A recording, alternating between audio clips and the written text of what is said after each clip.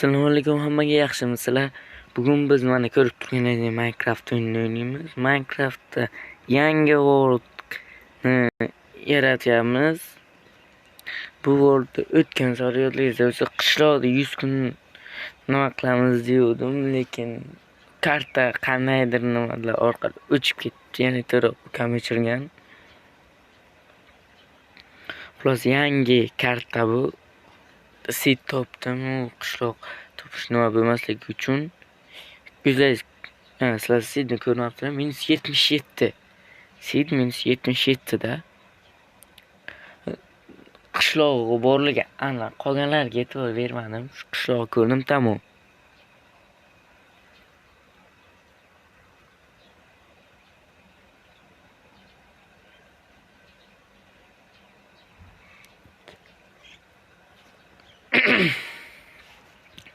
Xullas, hozir boshlangandan keyin ko'rsataman.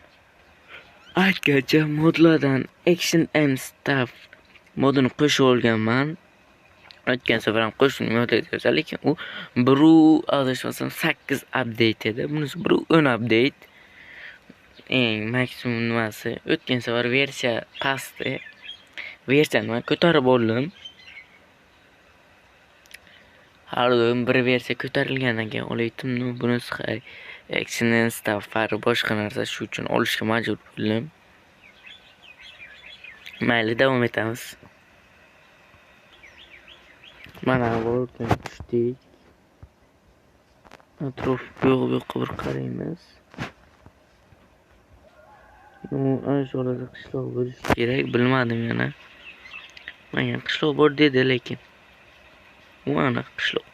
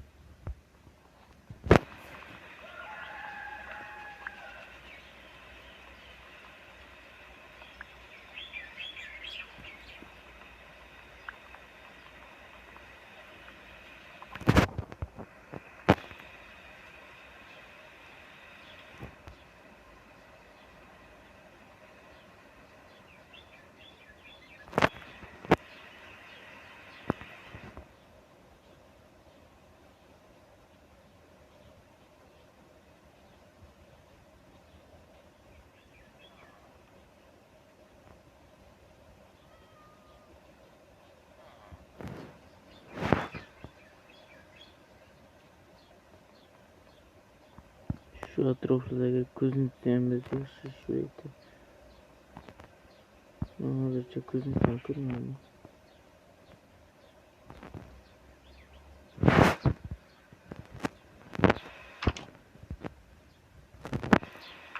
Mayli, looting qilgandan keyin nimalar chiqqanini ko'rsataman. Xullas, nima to'xtagan o'zimda yo'q, lekin bitta shaxta qurdim, devor qurdim.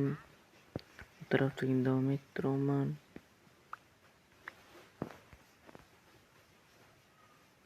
Biroz железо topdim, yo, ho'kizolar.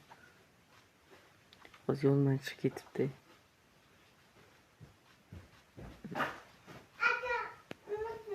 Hozir